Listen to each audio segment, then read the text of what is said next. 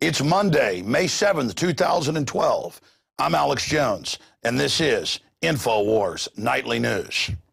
Tonight, more details emerge on the shocking U.S. Army manual that details how American citizens are to be indoctrinated into re-education camps inside the U.S. Leaked document also describes rules on isolating political prisoners and forced labor.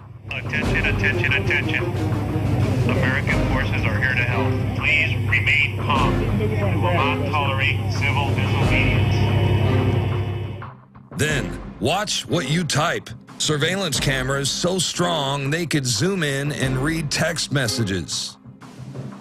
Plus, Romney operatives caught handing out fake ballots in Nevada and Maine, and Asia Times journalist Pepe Escobar joins us via video Skype to talk about the new socialist president of France and how a new Putin presidential term throws NATO's plans into disarray. All that and more next on the Infowars Nightly News.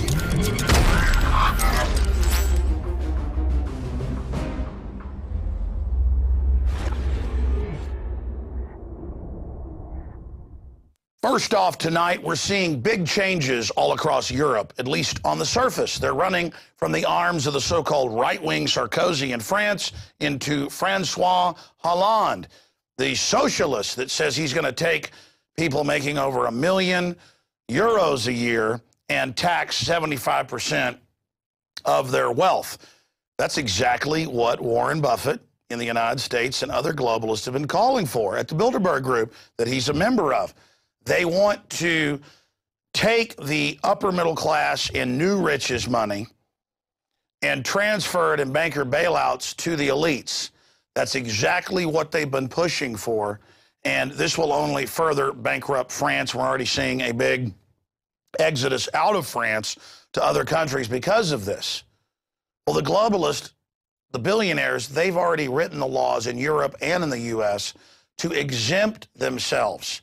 That's why General Electric doesn't pay taxes to speak of. Google doesn't. You pay billions of dollars to ship General Motors, Cadillac, and Volt factories to China. This is how it works. It's all a scam. And he is a big, fat globalist in every way. We have an article at Infowars.com by Paul Watson breaking it down. Meet the new boss. French president is another Bilderberg stooge. You see, all this news media I listened to this weekend when it was announced he'd won was, well, the French owe all this money. Oh, they're bankrupt. But he's just going to tax the rich. And they've done the numbers. If they took all of the mid-level wealthy people's money in France, it wouldn't pay for anything, not even a year of spending. It's about destroying any independent wealthy groups. And the system knows that. And the media keeps acting like Europe and the debt in the U.S. is owed by us. That is a small part of it. And I'm not for the social welfare state because it makes us dependent. That's why these finance oligarchs do this. So Hollande claims he's at war with finance capital. He's not at war against the crony capitalist, the insiders. He's financed by them. He's at war against independent wealth, and that's what's really happening on that front. And it is extremely creepy to see people running out of the arms of one controlled crony system into the arms of another. Same thing is happening in Ireland, same thing happening in Spain. They've just had elections in Germany. Merkel's in a lot of trouble in the parliament. They're putting extreme leftist, extreme right-wing in, but all controlled at the end of the day in Greece. Very serious development. Now, shifting gears to brainwashing. You like naked body scanners and TSA on the streets because of the horrifying underwear bomber, part of the naked scanner rollout? Well, get ready because part 2 is here. Even more sophisticated and more scary. A new underwear bomber. But wait, there's more. This new underwear bomber is more sophisticated, like the Phantom Menace, Osama bin Laden. They didn't actually catch him. They caught the firecracker. But thank goodness Homeland Security's taking over land of the free, home of the brave to keep us safe from this deadly threat. So everyone begin shaking in fear the new American pastime.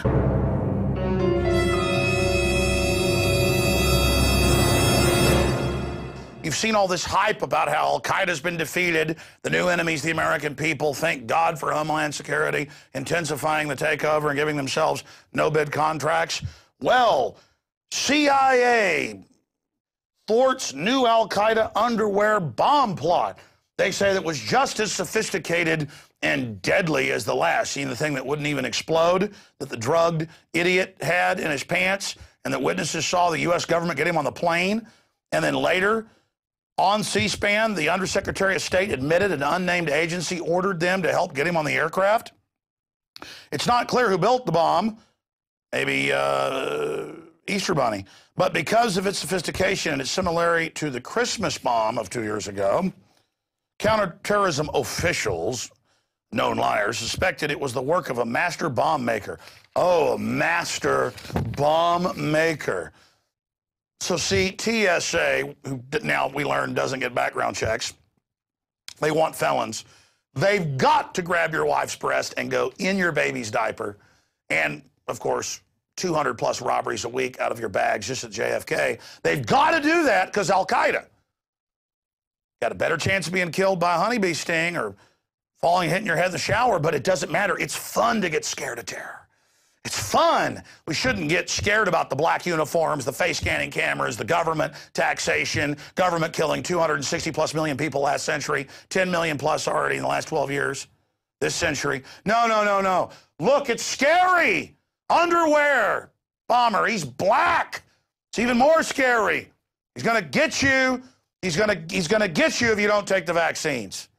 Thank goodness they're saving us. Oh, from another plot. And, of course, the White House spokesman under Bush had to admit that they would issue fake terror alerts, and so did Governor Ridge. He wrote a book and said, yeah, we'd issue fake terror alerts for the election, and Obama's doing it again. The AP learned that the thwarted plot last week, but agreed the White House and CIA request to not publish it immediately because the sensitive intelligence operation was still underway. Oh, the White House didn't want to spike the ball, like Obama said when they killed the Loch Ness Monster. I mean, no, they threw him in the ocean with the Loch Ness Monster.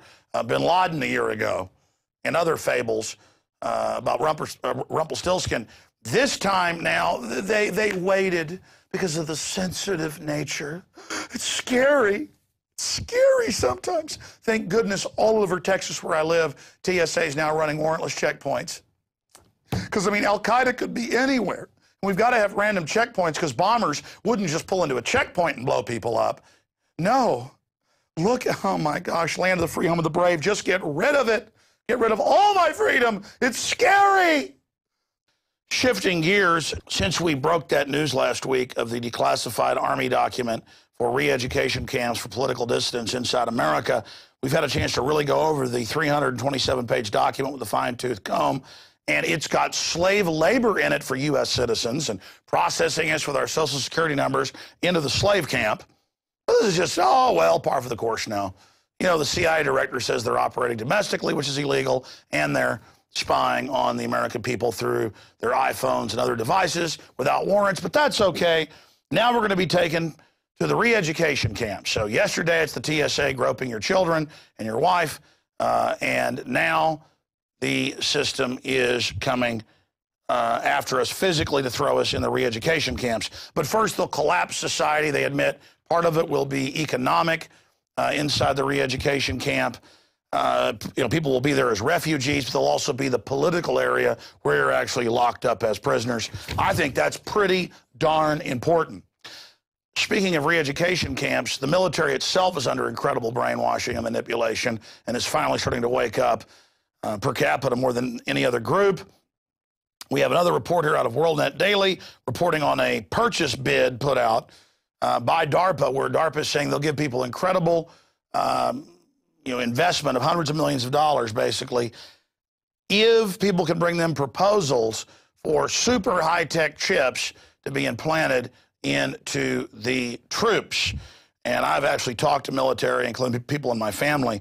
The military is already getting chips in the officer class and others, and that is classified. So very, very serious news on that front. We certainly are in a 21st century technocracy that's being established. And here's another report from the Daily Mail that integrates into the microchip report.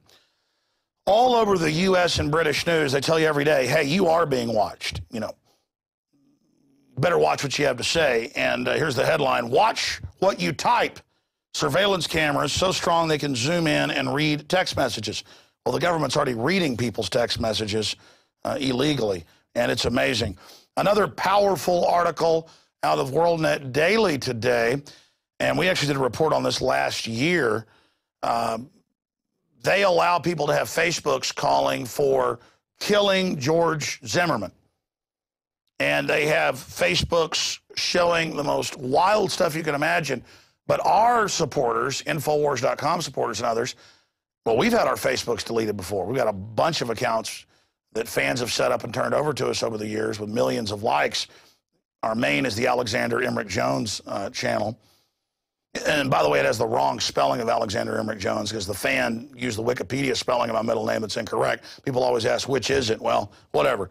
The point is you can like us over there if you want to help get that out while we're still on Facebook. But a pedo book, which is basically what Facebook is, they allow people to call for killing George Zimmerman. So does Twitter. But if you want to talk about liberty or patriotism, you get shut down. Well, now Facebook shows kids raped, sodomized. That's the headline. And there's a warning that the report contains graphic details of sexual abuse of children.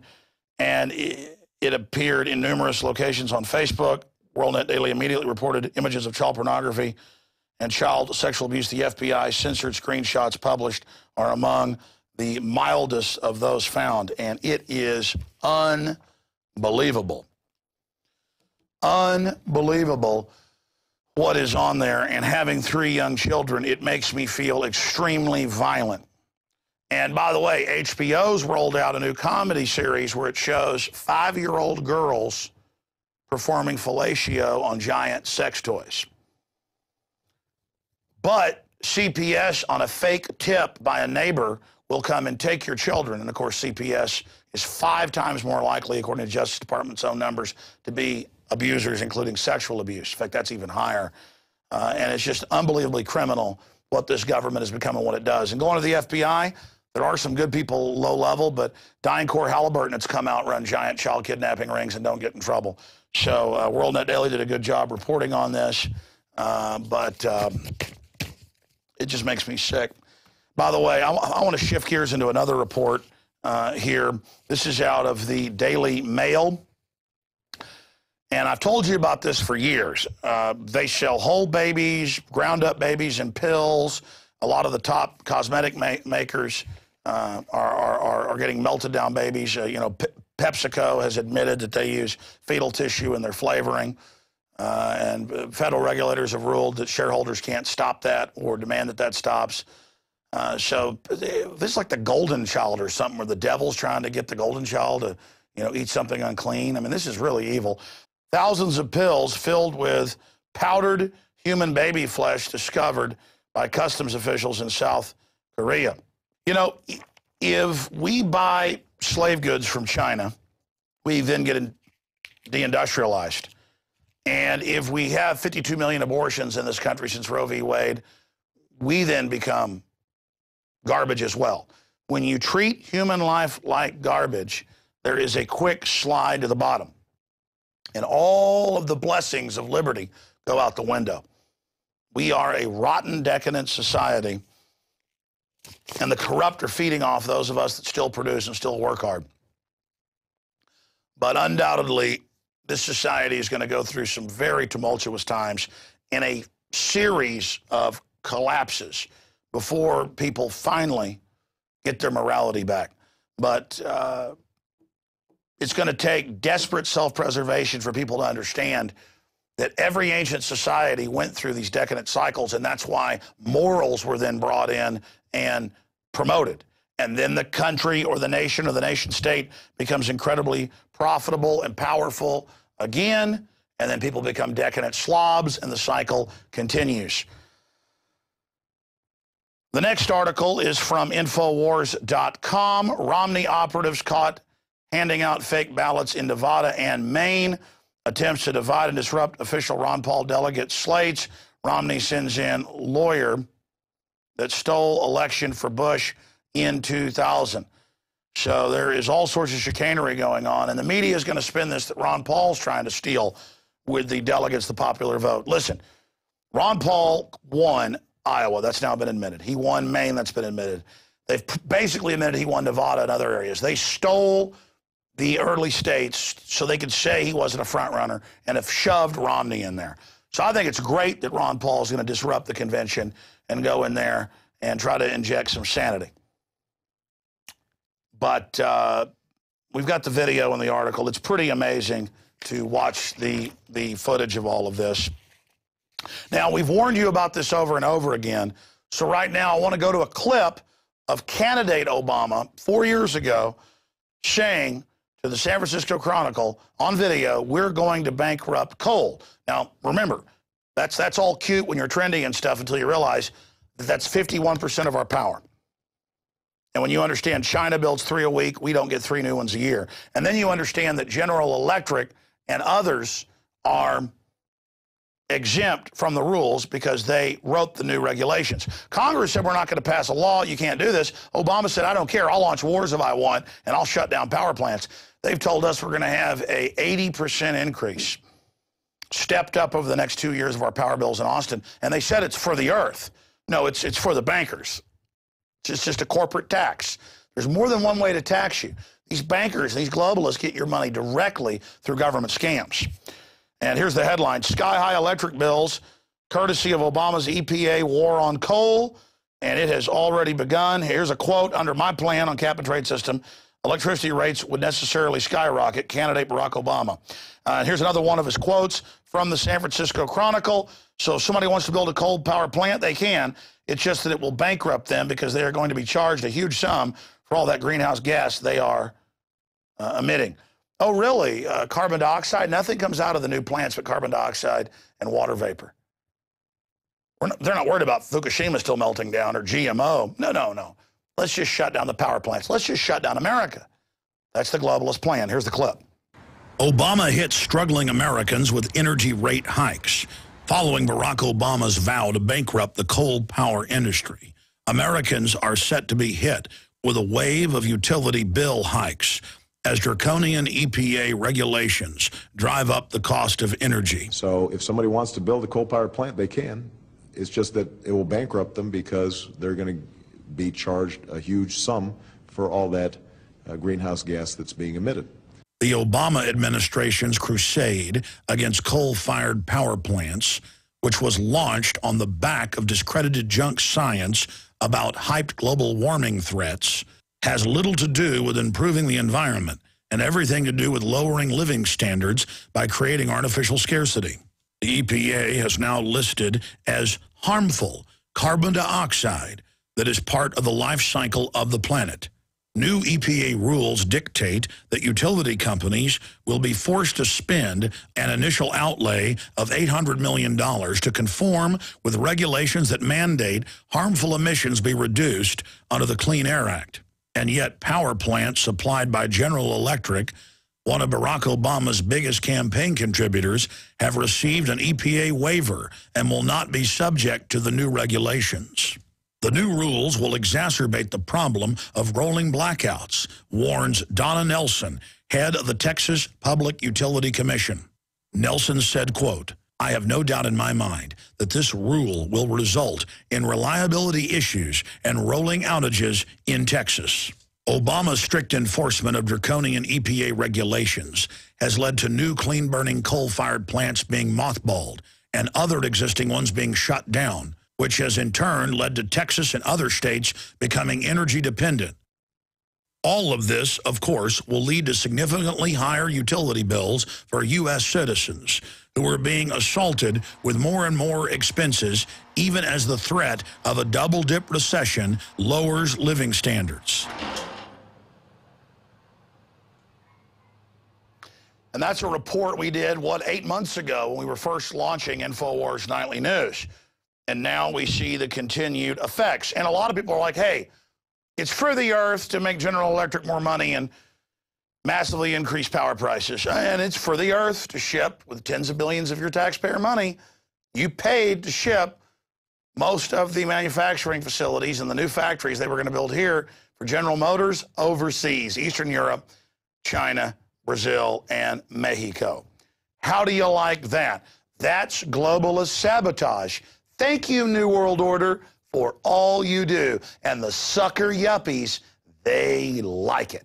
They want to thank you for the increases in cancer and all the autism and everything else. They love you hurting them. Thank you, New World Order. What you're doing is so sweet and so wonderful. We're going to go to break here in a moment and come back with Rob Dew, our reporter, interviewing Pepe Escobar on Mr. Hollande, the new savior of France, who will make sure the taxes get raised to pay it to the offshore bankers. So that is coming up. But I thought I'd give you a quote by another extremist, Mahatma Gandhi. To deprive a man of his natural liberty and to deny him the ordinary amenities of life is worse than starving the body. It is starvation of the soul, the dweller in the body. That's why the dungeon keeper globalists, everywhere they go, love abusing children, having giant prisons packed with people, solitary confinement, torture, and then factories. Those prisons are factories to release people that have been turned into criminals. But it's more importantly about carrying out that evil, enjoying that torture, that satisfaction that dark and wicked people get, that endless energy they have to commit crimes against humanity. And that's what we stand against. A great storm is coming. If you think the stuff you've seen is bad, it's just the forefront of it. The real center of it has not even gotten to us yet. The true maelstrom or squall. And we are facing a dark age. I mean, the language is imploding. The culture is in deep trouble, as you can see everywhere. Degeneracy of every type is just expanding rapidly. Facebook is pushing sites that have been complained about for years, you know, just pushing vile stuff. And it just shows the globalists are force-feeding us cultural death, so we'll stand down and go into this horrible social engineering. And again, I've developed the research that already been done by other historians and anthropologists, but integrated it. You have inbred elites who inbreed and become psychopathic and sadistic, which is some of the byproducts of interbreeding. And then you add in the formation the across-the-board syphilitic nature of worldwide elites in the last 300 years. I mean, syphilis was in almost every elite family, in almost every male, and most of the females. And you literally have psychopaths with syphilitic brains developing the New World Order strategy set up in Europe 160 years ago, centered in London. And now you understand why this is so insane and so crazy. Syphilitic inbred brains came up with this and bought the best and brightest scientific minds to implement the plan. So basically what we're seeing implemented is a nightmare of inbred syphilitic individuals. And that's why it's so off the charts. And non-inbred, non-psychopathic or sadistic people are blind to it. And I've given you this analogy many times to dodo birds. The sailors, a lot of times who'd run out of food, starving, they pull up on the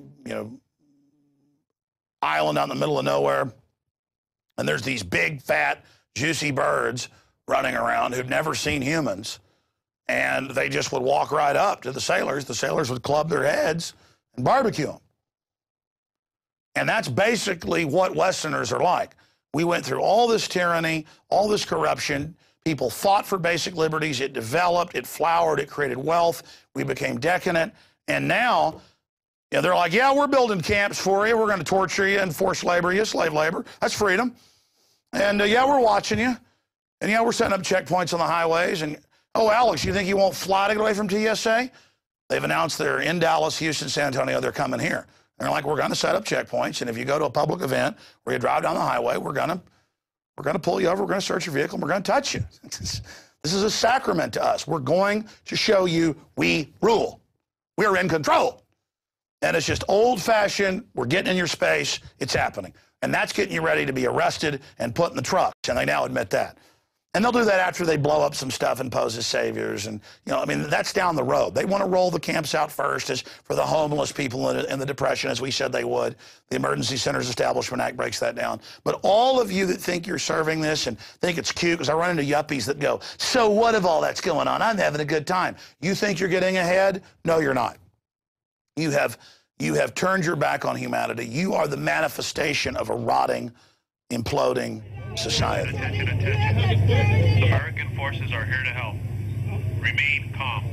We will not tolerate civil disobedience. Before we go to break, it's gut check time. I told you that they were developing a secret program to arrest political dissidents in this country. They were training the military and police for urban warfare and pacification of the citizens and takeover of government. I've been telling you this for 15 of my 17 years on air. I learned about this when I got on air because police and military contacted me who were patriots and said, do you know this is going on? Now, all of it is out in the open. But none of it is breaking through and becoming a mainstream media issue. We need to force this information out because there's an acceleration, the likes of which I've never seen, in the buildup towards implementation of what you will call, or what I would call, a hot martial law. We've been in the beginning stages, the Cold War buildup of this giant system. But if I had a graph here in front of me to dead reckon it going back to the mid-1990s and this covert program of military behind the scenes with police and surveillance and all this, it was down here slowly growing, okay? And you get up to 2001, it starts skyrocketing, and now the graph goes about 300 feet in the air. You know, the last 15 years or so, it only goes a few feet and starts going up. And now it's just like a rocket.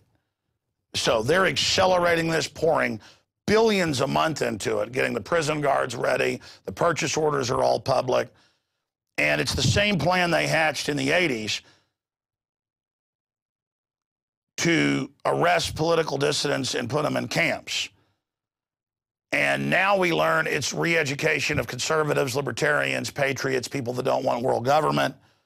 But it'll be across the board, anti-war activists, you name it. So here is a clip from Rex 84 section in Police State 4, total enslavement, with Oliver North being questioned about it in Iran-Contra.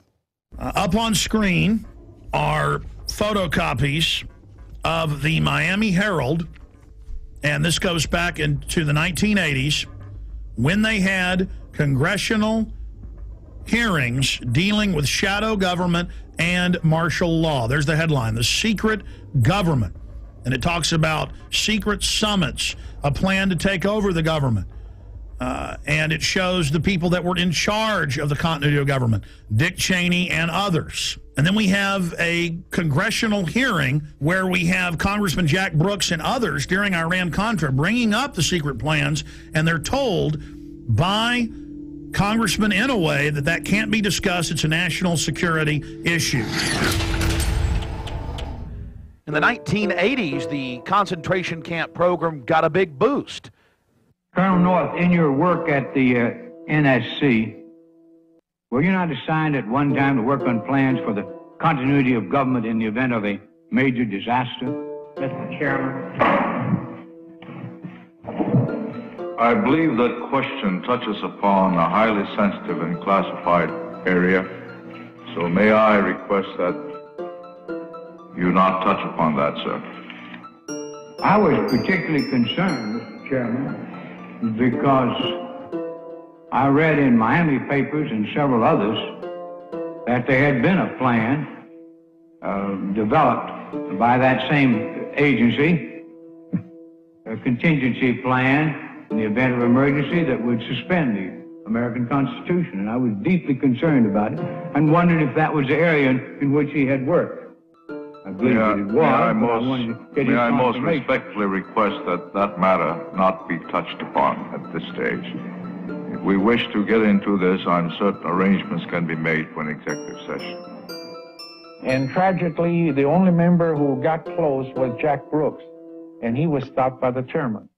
But the truth of the matter is that, yes, you do have those standby provisions, and the plans are there, and the statutory emergency plans are there, whereby you could, in the name of stopping terrorism, apprehend, invoke the military, and arrest Americans. So when we see the new documents coming out about re-education, torture, slave labor, that is unprecedented. But it's all part of a system whose roots are more than, well, 3 decades old. And it's time for people to realize we're in grave danger. We always knew this takeover would happen during a controlled economic collapse, the verge of new giant wars. Now is the time to get this information out, because if we expose it, they're not going to be able to roll it out later when they stage the crisis. I mean, they talk about how they're going to suppress people speaking out politically in the camps and how dangerous it is for us to speak out. Use the power of free speech we have now while we still have the internet. They got the cybersecurity takeover of the web, all this unfolding right now. They're moving on every front to clamp down right now because they know we have power. They know we're aware of their criminal activities. They know that we're waking up. If we didn't have power, they wouldn't be trying to set all this up. We have a chance to turn this back. Most of the military I talk to is awake. Most of the police I talk to are awake or waking up. That is encouraging, but that only means the globalists are going to accelerate their timetable. Next up, we have 2 FEMA camps from Police State 4. We also cover FEMA camp admissions for anybody out there who is in denial about this. But not only are the camps now admitted, these are re-education camps where they torture you and use you as slave labor. I want to be clear about the slave labor part. In 1986, under Rex 84, they opened 12 secret Army camps to test if they could keep them secret while they held federal. Now they hold state prisoners as well. Federal prisoners would then be given a few years off their sentence if they agreed to not tell family about it and to go to the labor camps. It is a labor camp. And under the revised military rules, it allows any U.S. citizens to be put in it under forced labor. Here is the Civilian Inmate Labor Camp Program, Army Regulation 210-35. It's exactly 30 pages long. I suggest you Google Civilian Inmate Labor Camp Program. Even if you don't have a computer, go to the library. This is important. Now, this is the big piece of news. This is to establish setting up prison labor camps, negotiations with correctional systems representatives to establish prison camps, governing criteria, civilian inmate labor camps, policy statement, governing provisions for operating civilian inmate prison camps on Army installations, procedures for establishing a civilian inmate prison camp on Army installations, infrastructure, inter-service, interagency, and interdepartmental support agreements, working with local police at the FEMA camps. In 2002, I published my book, Descent into Tyranny. I've been covering it since '97 when it was declassified, but I put it in my book, Descent into Tyranny. This sucker was set up in 1986 at 12 camps. It's since doubled to 24. And from 86 to 97, secretly at labor camps, U.S. citizens, non-military prisoners were worked on FEMA camps. Now, this was beta testing. They would tell them, you'll be given leniency and only serve half your sentence if you agree to labor. The minute you don't, you'll be sent back on these military bases, but you can't tell anybody national security.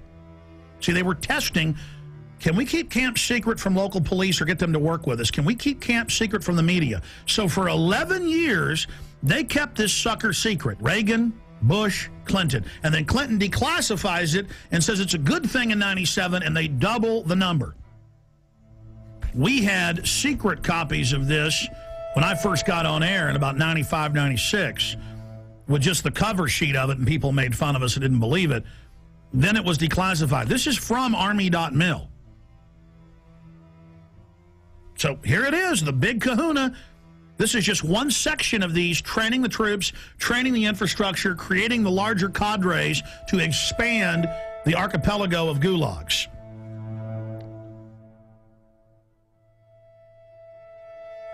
New legislation authorizes FEMA camps in the United States. And it says 6 major camps across the country with hundreds of sub-region camps. Now, if you watch my films and read the documents we put out, that's exactly what we said the camps are and how they operate, because we reverse engineered all this. The camps are already built. It's when they want to openly announce they're doing it that they then pass a law. And they say, oh, all these shut down military bases that they've been keeping refurbished and putting barbed wire facing in and putting in showers and bunks, and we knew that those were to be the FEMA camps, because in the FEMA documents and the congressional leaks and from people that worked at the camps, we knew, and we would list the camps. Then we noticed when it was declassified in '97 that the very camps that had been, quote, decommissioned under the base closure, because they'd said back in the 80s under Rex 84 they were going to use the camps in Congress. So we said, you want to know where the camps are? They're old military bases, and they're old POW camps from Italians, Germans, and Japanese. Now, here's some more clips of the police and military doing checkpoints around the country to condition the public for military occupation, which the Stars and Stripes and Army Times admits is now being established to suppress the American people, along with their pot-bellied shock troops, the TSA. Whether it's terrorism, riots, or any major disaster, local agencies will be the first to respond. That's why Roanoke City wants its disaster training to be as real as possible. Jeremy Butterfield has more. It's supposed to look like a riot, and the scene at William Fleming High School had all the elements. I'm one of the rioters that the guard and the police force had to take down and arrest, and did very successfully. In this scenario, everyone has a role to play. The rioters were ready to fight back as Roanoke Police, Roanoke Fire, local National Guard troops, and members of the Virginia Defense Force secured perimeters and moved in to make the arrests. Prior to 9/11, these organizations couldn't communicate and did not work together. They worked to support each other, but not together. And with the recent events of the last 3 to 5 years, we've become very good at working together, which is very important. You bet. Now, we played the clip earlier of you on a local news station talking about Army checkpoints. The governor found out, thanks to you and others, and canceled it. Can you just in a nutshell tell us exactly, specifically what was going on? Yes, I can. First of all, I have got to check. Now, I don't have concrete facts, but I don't think the military has, first of all, any jurisdiction to be checking seatbelts. When you look at the fact of a military unit being out, your daughter, my wife, or someone driving through a roadblock with all of these local officials, the Army and everybody out there, I think it's just going to scare people to death. I think our local and state officials have the staff when needed to check seatbelts, to do a seatbelt check without the Army getting involved. And I just don't think it's a good idea. Well, obviously, sir, I don't know if you've heard, but yes, it still violates posse comitatus. They haven't completely removed that 1878 law. We know in Mexico and communist China they have troops on the streets. This is a sign of a banana republic, of a third world police state, so that we don't want that. But the larger issue here is that they've announced Homeland Security wants to put 20,000 regular Army troops to patrol America. The Naval War College, the Army War College has said their new job will be engaging us, combat with the American people to stop an insurrection against the banks. So, A, are you aware of that? B, can you tell us specifically what units, how why the Army was going to be out running checkpoints? Well, I got this news late on Friday, and when I got the news, I immediately jumped on it to try to call some local authorities that I knew first to see what was going on. And when I made the call, I found out at that point in time that the governor had already made the decision to cancel this, and which I was very proud of that. But I am not aware of Homeland Security doing this. I did hear that they would be involved in this roadblock issue on last Friday. So that's part of the preparation. Guardsmen to conduct urban training at Arcadia in April. This is going on scaled back now. It says in this article, going door to door asking if they can search homes looking for weapons. And they practice raiding the local gun shop. And this is for domestic operations. Lieutenant Colonel, I really appreciate you coming on such short notice, sir. My pleasure. Thanks for the invitation. You bet. I saw this article out of the Daily Times Herald in Carroll, Iowa. Have you seen that? I sure have. And it's telling us about an urban warfare drill to be held in several towns. Can you tell us about that? Sure. It's actually a planned training event to provide our soldiers with greater proficiency at what we call coordinate search, which is a mission that, just for a little background, we've deployed nearly 13,000 members of the Iowa National Guard in the global war on terror. And the vast majority of those have been in Iraq and Afghanistan.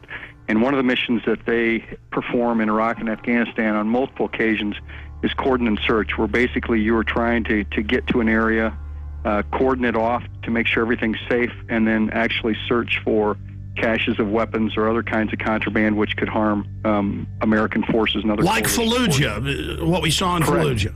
Mm-hmm. Correct. Exactly. So because of where we're located in Iowa, there are no active duty bases in Iowa, so we kind of have to create our own urban training environments. So the plan on this particular training event was to actually use a small town of about 450 people.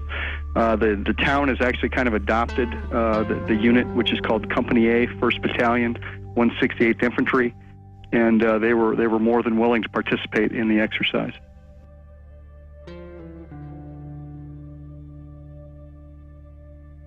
Going through this article, I mean, explaining exactly what they're going to do door to door with the houses, what the checkpoints are going to be simulating. Sure. When you're talking about coordinate search operations, you've got several different rings of security that you've got to provide in a particular area. And then it's important that people are treated respectfully as you go house to house, as you're looking for certain items, particularly in our experience in Afghanistan and Iraq, looking for weapon caches, whether those have AK-47s, RPGs, rocket-propelled grenades, that is, any kind of ammunition or any kind of improvised explosive devices, et cetera, et cetera. And our job, when we go on a coordinate search, is to locate those kinds of items.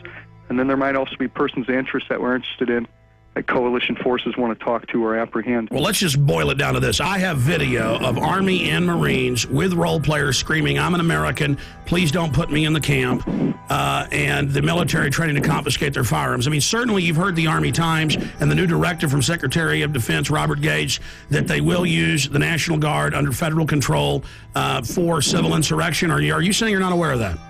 No, I'm certainly aware of that, absolutely. But I think you have to look at the role of the National Guard historically. Is that historically we are used in states for disasters overwhelmingly. And our job is to, number one, be ready for our mission federally, which is to go to war. And number two is to help our fellow citizens here in the United States of America. The Kentucky National Guard was part of the massive security force required for this weekend's Kentucky Derby. Officials say that 360 Guard members were on hand at Churchill Downs to help support law enforcement efforts for the first leg of horse racing's Triple Crown. Now, the troops took care of crowd and traffic control, provided 3 choppers and crews for aviation support. Officials at the track said that more than 150,000 fans turned out for the race. Police only had to make 44 arrests. Did you notice that little report at the end? Oh, the troops are at the Kentucky Derby, running out on the field, stopping people that jumped on the field, as is the tradition for over 100 years.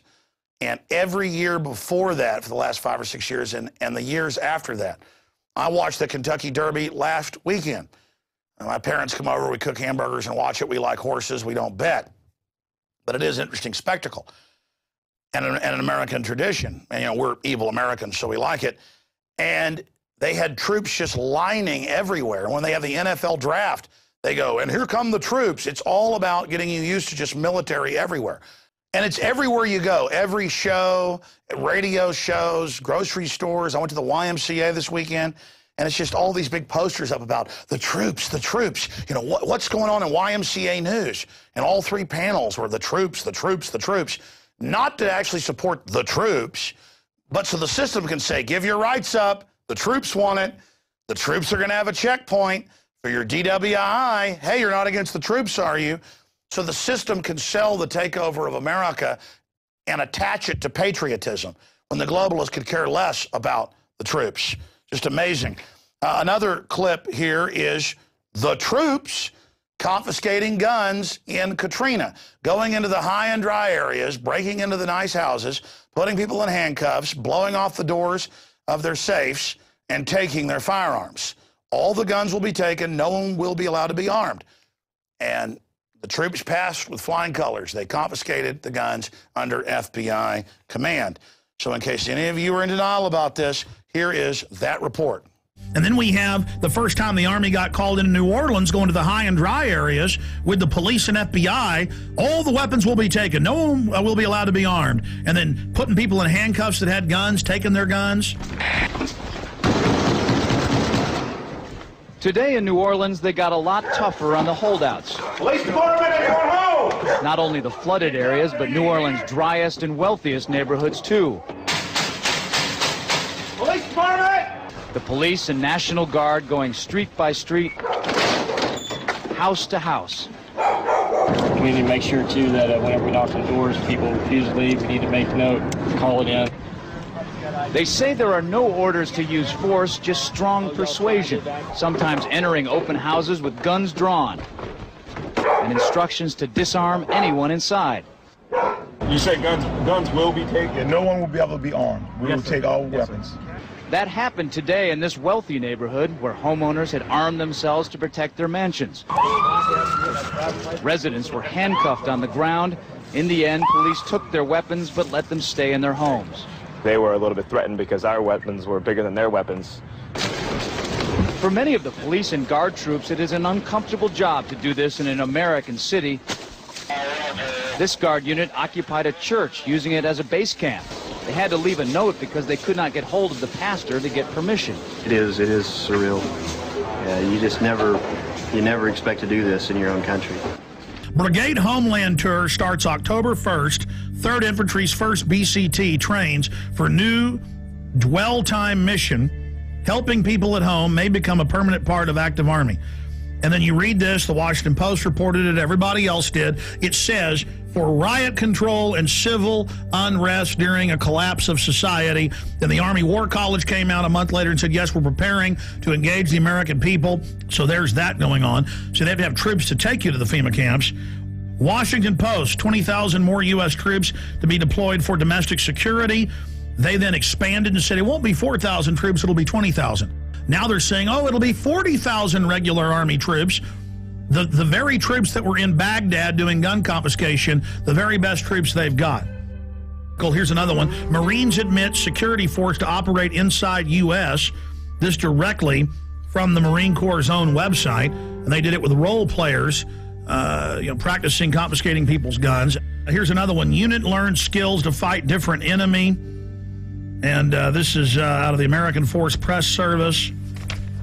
Now, this next clip is so incredibly important because a year and a half ago, I sent our reporters, Rob Dew and others, to Chicago for an urban warfare drill where the local police and military worked with troops from Poland and other Eastern European countries. And the role players were Boy Scouts and Girl Scouts and school kids that took part of this. And they also had a drill taking them to the local sports stadium. I also sent McBreen and others out last year to Denver, where they practiced taking the children under FEMA to the local sports stadium during an emergency. So the system is training you to live under a martial law. And now in Chicago, for the NATO summit, all over the city, they're going to have naked body scanners and are saying, you have no Fourth Amendment, we're going to grope you on street corners. Again, they use all these special events. Now when there's a parade, they say they're going to grope people. Or when you try to go to a high school football game or high school proms, they have TSA groping or TSA trained people. As if, well, the TSA are here, they're allowed to wave a wand. I mean, they don't even pass a background check. That's why they're holy. So they're allowed to do all this to you. I mean, look at all their pedophilia and other crimes. I mean, they're God. They get to suspend the Bill of Rights. That's what's happening here. So here we have a clip of the troops training to pacify the American people, foreign troops. Here it is.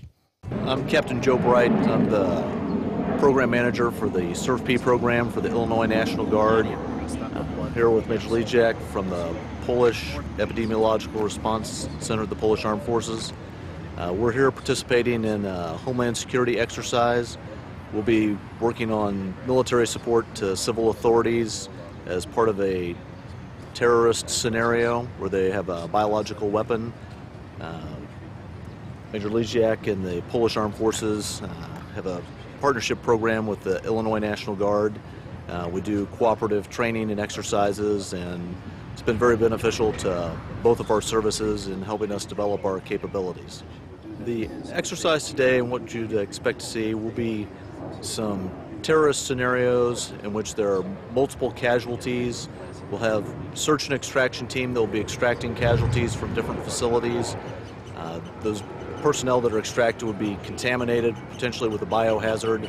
So we'll have a mass casualty decontamination team that will decontaminate them, and then we have a medical triage and treatment team that will provide medical care to them before they're moved by ambulance, if necessary, to a hospital or other type of long-term care facility. We'll see National Guard cooperating with civilian authorities. Typically when we respond, we only fall under a civilian incident commander because we're in the States. We respond to their needs, their requests. We're basically a force provider and bring specific skills to the table to assist local law enforcement and civil authorities in providing the services and protection to the people in their areas. My name is Major Emil Liszak. I'm from Epidemiological Response Center of Polish Armed Forces, and we are here with my soldiers to make a next step in our cooperation with soldiers from Illinois National Guard. This cooperation started 5 years ago. Last year we had a big exercise in Poland, near Warsaw, and this year we have a great opportunity to participate in exercise in Chicago. That's a partnership between Illinois National Guard and the Polish. The state of Illinois is a partnership for Poland. So okay. we have good connections, and this is the reason why we train together from 5 years. So here it's 12, and the second group is 10. And they are designated to a civil support team in another place, so we are divided to do groups to learn as much as possible. Okay, and is it just Polish Army, or are there other forces? Yeah, we have also participants from our Ministry of Interior, from Fire State of Poland, and from Polish FBI, and there are also another group from police.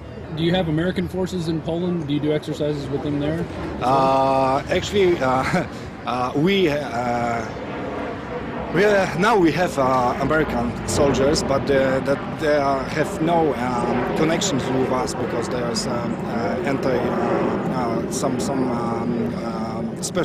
special forces, another kind of forces. But we had at least 3 exercises together with our colleagues from Illinois National Guard during the last 4 years. Okay.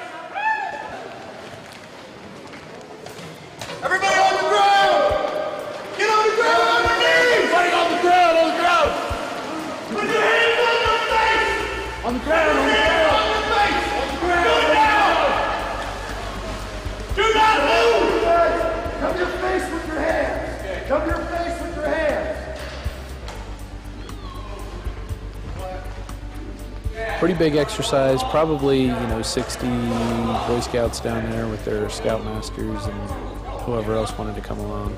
Notice they have him lying face down in the anthrax powder. It's a very real-life situation. Everyone lie down in the anthrax powder. We're going to move you. Hostages, you are expendable. Please put your face directly in the powder. All right. Yeah, all of a sudden the Polish BOA is participating in this exercise, which they didn't mention at all before that. It was just they're here to observe, they're here to observe. Hey, it's BOA. Bureau of Operational Anti-Terrorism is what I think it stands for. So I don't know, this was a hard one to swallow, watching these guys training with the Boy Scouts. It definitely looks like acclimation. Then you've got, you know, Boy Scouts, which are kind of your perceived civil leaders in the community, being trained, you know, this is what it's like to be a hostage. This is what it's like to be a prisoner, you know. Well, and really, if you think about it, the Eastern Bloc countries are probably used to situations that are somewhat like this. But who is this acclimation for? Is it for the Polish? Is it for Americans to get used to foreign voices telling them what to do? You saw the end of that report, didn't you? The Boy Scouts training to take on disgruntled veterans. In case you're in denial, all over this country, they're training the Explorer Scouts to take on the American people, right out of Nazi Germany, right out of Soviet Russia. This is classic authoritarianism being set up in this country, and it's being done because criminals have hijacked the nation. You ignore this information at your intense peril. As for me, I want liberty, and I am standing up against this. And I'm not standing up against it in some futile effort. I've studied history. We have a good chance of beating this if you get involved and get aggressive in the info war, decrying this police state and this militarization of our country and pointing out that it's authoritarianism and it's not being done to keep you safe. That's why we've got to expose the fact that almost all terror is government-sponsored and staged so they can pose as our saviors. We'll be right back. Speaking of saviors, the new French president. Stay with us. And we are back. It's Infowars Nightly News. I'm your host, Rob Dew. Thanks to Alex for doing the news portion of today's show. And I am here, sitting right next to me on the other side of the world, on 12 hours away, is Pepe Escobar, who's a correspondent and reporter for the Asia Times. And we just had a great conversation talking about France, which we're going to get into. But hey, Pepe, how's it going? How's it going, Rob? Thanks for having me. Oh, it's going great. Had a very interesting weekend with France having a new election. But let's get into what we were going to talk about. When I talked to you last week, you sent me an email and you said, let's talk about Baghdad, the Baghdad meeting in Iran, the NATO summit in Chicago, Putin in Russia, and the rise of the BRIC countries. You said it's all interconnected. Tell us how it's interconnected. Okay. That's a lot of stuff. Can you give me 4 hours? Yeah. Look, okay, let's start with the Baghdad meeting, because what happened in Istanbul was more or less setting the stage for the next meeting in Baghdad between Iran and the 5 permanent members of the Security Council plus Germany. There is a very strong possibility of a deal. Many reasons. Number one, the Iranian leadership now, they feel confident that they know exactly what they want, because now they control all the instances of power in Iran, including the parliament. So Ayatollah Khamenei, who dictates Iranian nuclear policy, this has nothing to do with the presidency. It's always very important to remember that. The guys who are following his instructions, they feel much more relaxed. And European diplomats who were present at this first meeting in Istanbul say, look, there's a significant change of attitude now. I think both parties now, we feel that we could talk and there is the possibility of a deal. So this could happen in Baghdad. It would include, of course, Iran abdicating from reaching uranium to 20%, which now, until I would say a month ago, this was not feasible at all. And nowadays, there is this possibility. What they want in return is, number one, to be respected as a regional power, no more threats of regime change. They want especially that they have the right to enrich uranium according to the NPT, the Non-Proliferation Treaty, which they subscribe, and they want to develop a civilian nuclear program. So if they can prove to the permanent members of the Security Council plus Germany that they are doing exactly that, and they don't have a subterranean nuclear military program, which according to the IAEA and US intelligence, they don't at the moment. So the possibility of a deal is very, very real. And the Obama administration will milk it heavily because Obama can also sell, just like Obama has been reselling the death of Osama bin Laden. Now he can, if there is a deal, he can sell, look, I was the president who made a nuclear deal with Iran. So the possibilities are great. Of course, we have to take into consideration what our friends in Israel are planning to do to disrupt this whole operation. Yeah, they don't seem to be interested in Iran having any nuclear capabilities whatsoever.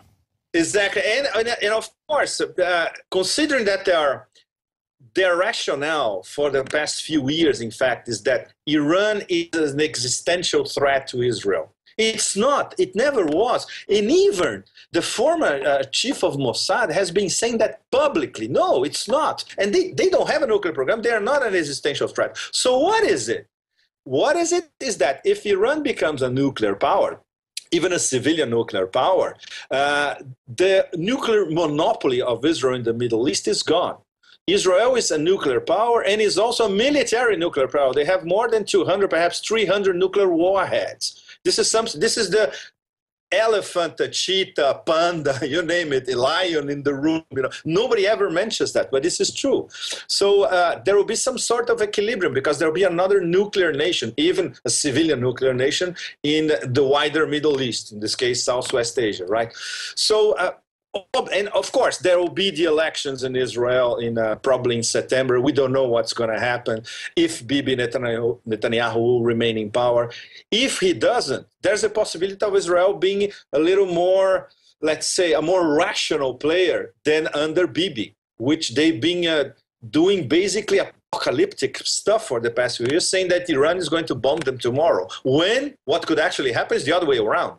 Well, and there's been assassinations in Iran. There's been all kinds of provoking. We're flying drones into Iran that are being captured and I guess retrofitted or re-engineered by the Iranians.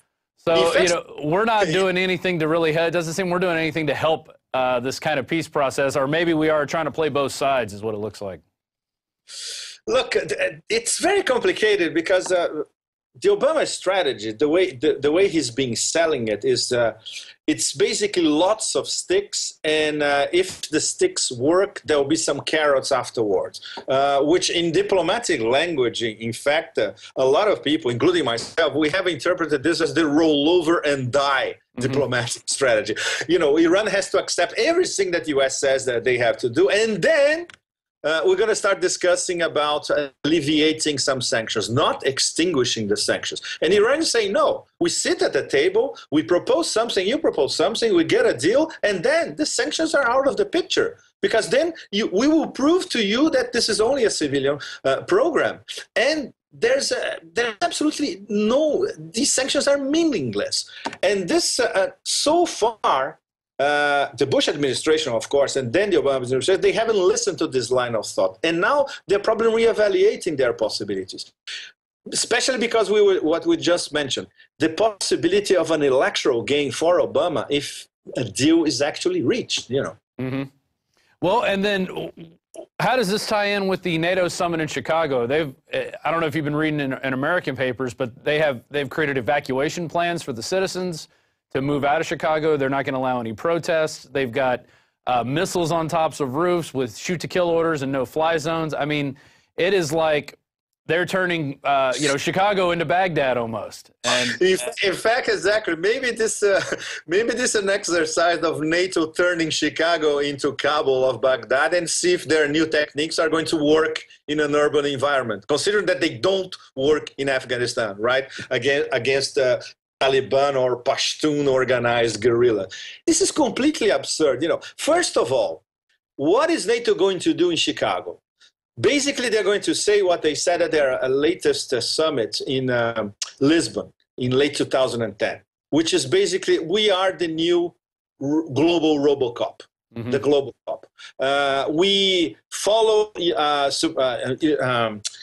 United Nations Supreme Council, Security Council mandate, or maybe we can even bypass it if the US tells us to do so. NATO, we should never forget, NATO is the European arm of the Pentagon. So everything that NATO does, well or not well, depends on the Pentagon. Why NATO won the war in Libya? Because Obama signed an executive order in June last year ordering the Pentagon to transfer to NATO all the best satellite and all sorts of intel that NATO didn't have access from their bases in southern Italy. Then they won the war in the next months, basically. Until then, they were a bunch of incompetent drones, which what they are, basically. So without Pentagon guidance, NATO is nothing. In Afghanistan, most European countries, including France, by the way, which Hollande has already said that he's taking all French soldiers out of Afghanistan by the end of 2012. And most European countries, they also think Afghanistan is a tremendous black hole. It has nothing to do with them, and they want out. They informally and off the record, they say, this is an American problem. It's not our problem. We have our German, Italian, French troops attacked everywhere that we were posted. We're not making any progress. If we leave or we don't leave, this civil war inside Afghanistan will go on forever. So it's up to the Americans to solve this problem. So NATO is losing a war in Afghanistan. They won a war in Libya, which was also an AFRICOM war. That's the Pentagon African arm. That's also very important. Libya is actually, that's the stepping stone into Africa, essentially. Because now they're talking about going into the Sudan. We've got this made-up war against Coney. Right. There's plenty of ways. It could be, the pretext could be Coney. There are already special forces in that very sensitive triangle because there's lots of oil and minerals. Uganda, Congo, Central African Republic. We're not there for that, though. We're there for a warlord that hasn't been seen in 6 years. That's why we're there, Pepe. Remember that. A warlord that disappeared into the jungle 2 or 3 years ago, in fact. Yeah. Coney is gone. Nobody even knows where he is. And he's left with maybe 200, 250 guerrillas. Ensconced in the jungle. They don't have access to weapons for that matter. So this thing is over. It's practically over. But of course, we in the West always need a pretext when we go to black countries or brown peoples, as my friend Vijay Prashad usually calls most of the third world, right? So that's still the problem. But in terms of AFRICOM, now they can have, if they want, tomorrow, in fact, a base in Libya, probably in eastern Libya, in Cyrenaica. NATO is controlling the Mediterranean, almost everything except Syria and Lebanon. But they are on their way. Sooner or later, they'll find a way to get into Syria. Not now, because they are trying to sabotage the Kofi Annan plan. So it's going to take a few more weeks or months, But then if this thing doesn't work, NATO will find a way to get into Syria. So NATO is, for all practical purposes, the global police. It started in Yugoslavia, went to Afghanistan, Libya, and via AFRICOM, which is married to NATO in a sense because they share the Mediterranean. They will be in Central Africa soon in large numbers. So this is what they'll be talking about in Chicago. And expect these lofty declarations by NATO Secretary General Rasmussen, which is an absolutely lousy Danish politician, mediocre. His limelight was to become Secretary General of NATO.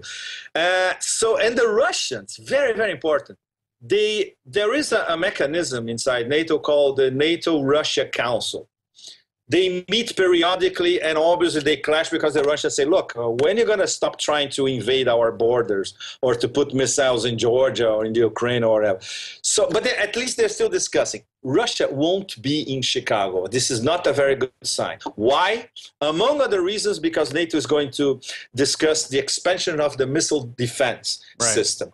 And this means missiles in Turkey, which is part of NATO, the eastern arm of NATO. Possibilities of Georgia getting even more integrated into NATO. NATO troops are in Georgia all the time. I was discussing this with the Georgian last week, in fact. So for all practical purposes, Georgia is already attached, is a kind of annex to NATO. And the Russians are fuming. And guess who's back in town as president as of today, Monday? Vladimir Putin, which, as we all remember, destroyed any possibility of Georgia becoming an actual part of NATO in that 2008 war. We all remember that. All right. So Putin against NATO is going to be something really, really hardcore to watch over the next few months. And supposing that Obama is reelected, over the next 2 or 3 years as well. If we have Mitt Romney as president, then the clash between NATO and Russia will be so blatant, considering that many of Romney's advisors still refer to Russia as the Soviet Union. so we all know what could happen afterwards. Well, and as long as they keep the specter of Al-Qaeda alive, and in every one of those cases you mentioned with NATO going in, they always were going in and using Al-Qaeda as the pretext to start these wars. They would send those guys in, start up a bunch of trouble, and then go in as under the guise of humanitarian aid and just start wiping people out and bombing people with depleted uranium. And exactly. And Al-Qaeda nowadays, in practice, according to our best sources in Pakistan, there are no more than 60 or 7 Al-Qaeda trainers. And they're not even in Afghanistan anymore. So there are no Al-Qaedas left in Afghanistan. They are all in the Waziristans, north and south. So for all practical purposes, what the Bush administration used to say, we are involved in a global war on terror against terrorists. This is over. Yeah. It was never a global network of terrorists. It was always a small group of maximum 200 or 300. And nowadays there are 50 or 60. And they have simply no capability to mount anything. No, not even starting with the region, with the confluence between Central Asia and South Asia, Southwest Asia, the Middle East, not to mention the West or the United States. So this is complete bullshit. Totally, I agree. And what happens is anytime, NATO needs something to go bully up another country they want to invade, they send that Al-Qaeda troop or contingent in there, they back them, they supply them with weapons, and they call it peace. Exactly. It's just like the FBI organizing the Fast and the Furious plot. Yeah. It's the same modus. It's exactly the same modus operandi. Well, we had a new one last week. They had an FBI informant who got a bunch of crackheads who were working for him on these rental properties. And this guy started agitating him up, saying, hey, let's go bomb a bridge. Let's go bomb a bridge. I know the guy to get the explosives from. Hey, we could keep him here in my apartments that I'm running. He was a super for some of these apartments, and then they go and arrest these kids for being terrorists, and they're like, oh, anarchists were plotting to destroy this bridge. And you look at these guys, just a bunch of goofballs who probably got some free beer, some free drugs, and okay, yeah, let's do it. Why not? Let's do it. Well, we're mad at the government. Exactly. Yeah. Yeah. So I mean that you got, and so that's a microcosm of what happens all over the world with Al-Qaeda. You got the FBI creating them here in the U.S. and then NATO using Al-Qaeda to ferment itself in other countries where it wants to go. Absolutely. And Rob, I think a lot of people in the U.S. remember, it was in 2005, I think, where the Pentagon was saying that Al-Qaeda had a base in the triple border between Brazil, Paraguay, and Argentina. So I went there to do a report at the time. The only Al-Qaedas that I found were Lebanese businessmen selling plasma TVs and laughing about this absolutely stupidity by the Pentagon, But they can do it all over the world. Whenever they feel there is a strategic price, it could be oil, it could be gas, it could be deposing a government. In the case of South America, it could be water. you know, the coming water wars. They will keep using Al-Qaeda as a pretext. There's no question. Well, and there's a giant, I think it's in Paraguay, there's a giant reservoir that the Bushes bought a bunch of land back in as President Bush was leading office. They own a bunch of land on top of that. So yes, it's the largest freshwater reservoir in the underground in the world. It's called the Guarani Aquifer, in fact. It's part of Paraguay, part of Argentina, and part of Brazil. And the South Americans have been talking about this for years because they're like, sooner or later, they're going to come here and try to get our water. So, you know, they're getting ready for. Well, as we're giving the Great Lakes water, we're giving that to the Chinese, so we have to go get it from somewhere else, which makes total sense. And anyway, let's move on to France, which we had a nice little conversation earlier. Infowars came out with an article this morning. Meet the new boss. French president is another Bilderberg stooge. Now, you differ on that a little bit. You came out with an article, Change Europe Can Believe In. Give us your pitch on Holland, or Hollande, however, Holland, and why you think he's a breath of fresh air. And you mentioned that the youth were out there celebrating, and this could be a turning point for France. Why do you think that? Look, Rob, yesterday at the Bastille, there were like 1 million people in the streets. Most of them, I would say 80, 90% of them, they were young. It was the first time since the beginning of the financial crisis, in 4 years or over 4 years, that people start thinking, look, maybe there is an alternative to this austerity mantra by the European Central Bank, the German Minister of Finance, the Bundesbank, the Germans especially, and what used to be until yesterday the Merkozy couple, Nicolas Sarkozy in France, Angela Merkel, the Chancellor of Germany, which is austerity is the cure for Europe. No, it's not. Austerity is killing not only European industry, European businesses, and European population as well, especially the young population. They will never be able to find a job, even fresh out of college with a very good education. It's impossible. There's the economy. There's no growth at all. If governments keep adhering to this ultra-strict fiscal pact, as they call it in Germany, there will be no economic activity whatsoever in Europe in 4 or 5 years. And countries will be going down the drain. Their only escape route would be to escape the euro. But still, nobody knows, nobody, not even any collection of Nobel Prize winners in economics know what could really happen if, for instance, Greece or some of the other Club Med countries left the euro. It'll be very good for them in terms of exports, in terms of tourism, in terms of revitalizing their industries. The problem is they will still have a debt, and the debt will be denominated in euros. And how will they pay for this debt? Nobody knows. But still, the young generation, with the election of Hollande, and of course, Hollande is no messiah. He is a member of the elite as well. He studied at the ENA, which is the top administration school in France, is one of the best in the world.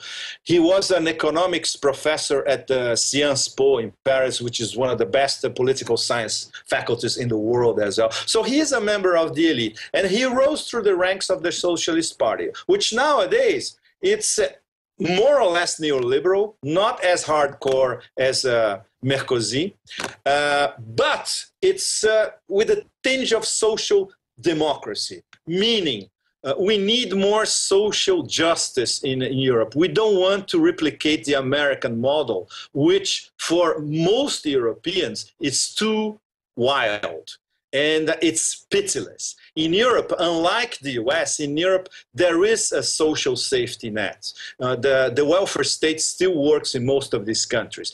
If you fall ill in France, you go without paying a cent to one of the best hospitals and you get treatment.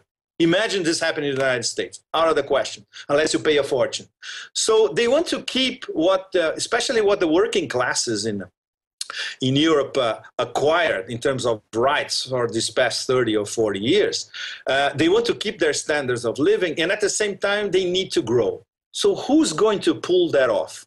when most of these countries are in deep debt, and also the case of France, right? So Hollande is campaign promises. We don't know if this is going to happen. He wants a 75% tax on the wealthy, which is not going to happen because there's going to be a barricade of the la grande bourgeoisie, you know, the hyper bourgeois in France, or they're going to park their money forever out of the country. He wants more teachers. He wants to enroll at least 60,000 to 70,000 new teachers, you know, boost to education. And he wants to introduce a tax on financial transactions. This explains why the City of London, Wall Street, The Economist, for instance, they've been on an active campaign against Hollande for months, saying that if he's elected, it's going to be a disaster to Europe. No, normal people, average people, the average worker in France, they say, no, maybe now we have a chance to keep what we have and start growing a little bit instead of being stuck into austerity. Of course, it's too early to tell, but that's the meaning of that explosion of joy all over France today. That's it. So I particularly don't expect that this is going to happen because it's an uphill struggle. Merkel is going to be ultra hardcore with Hollande. They say, look, I'm not going to renegotiate the austerity pact. It's going to be austerity for everybody. So what's going to be Hollande's response? Nobody knows. You know? Well, what's interesting is when you look at what happened in Iceland, they told the banks to go shove it, essentially, and now their economy, after 2 years, is making a real recovery based on the people getting up and pulling themselves up by the bootstraps.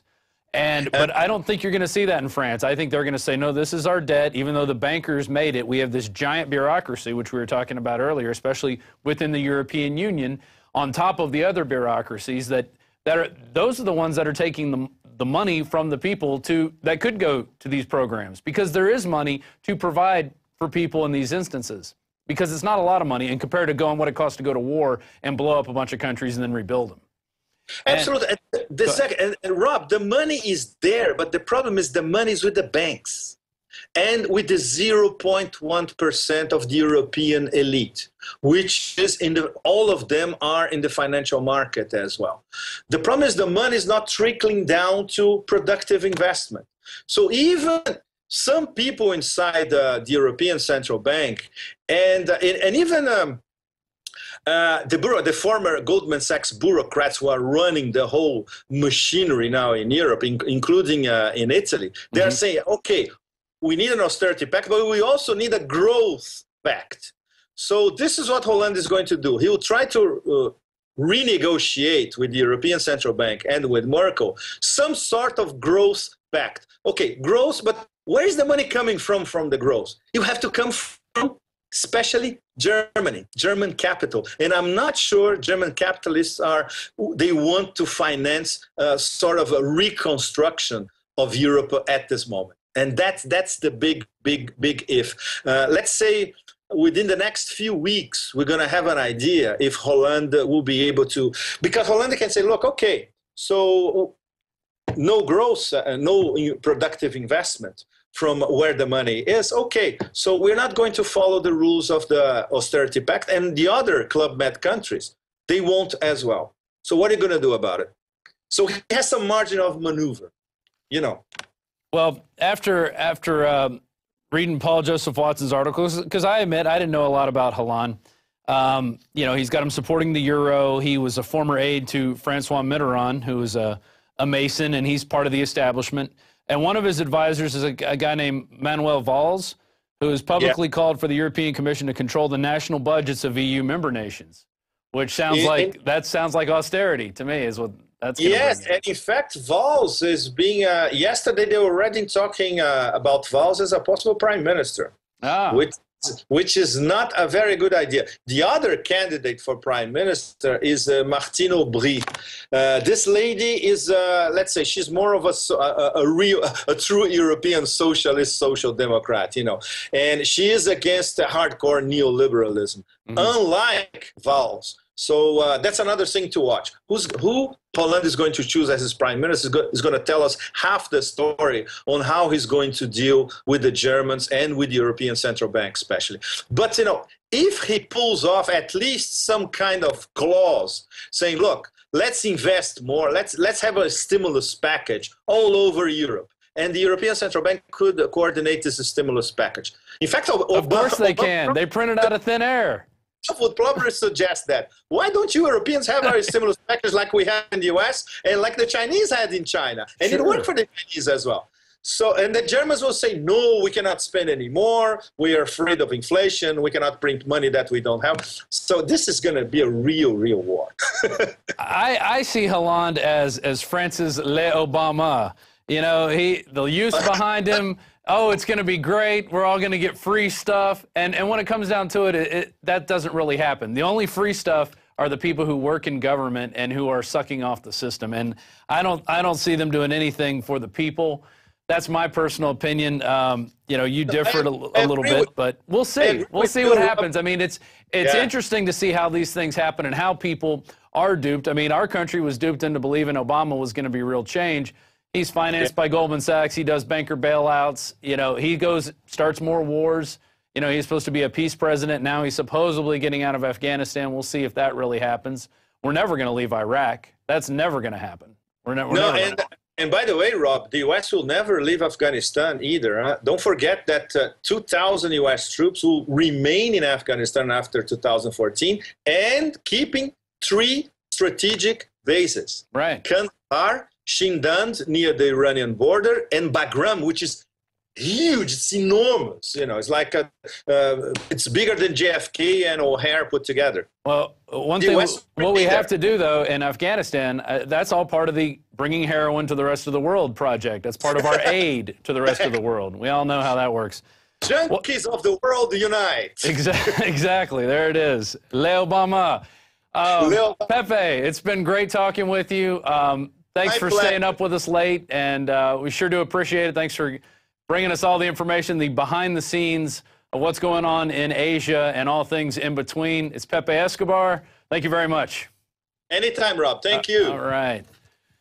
And that's it for tonight with Infowars Nightly News. I've been your host, Rob Dew. If you are watching this on YouTube, please consider becoming a member of PrisonPlanet.tv. It's very easy to do. We have a 15-day free trial. You can go to PrisonPlanet.tv or InfoWarsNews.com and do that, and it supports what we do. It helps bring all these guests in, all the special things that we're doing, sends reporters out in the field. We are listener-supported. We are not supported by the Bilderbergs or the central banks or Ben Bernanke or any of those other people who like to suck off the blood of the working man out there. So we appreciate your support. Please consider doing that. And that's all we have for today. Great show coming up tomorrow. Wayne Madsen's going to be on talking about the Gulf and the mutant shrimp that are there. So stay tuned for that. And with that, I bid you a fond farewell.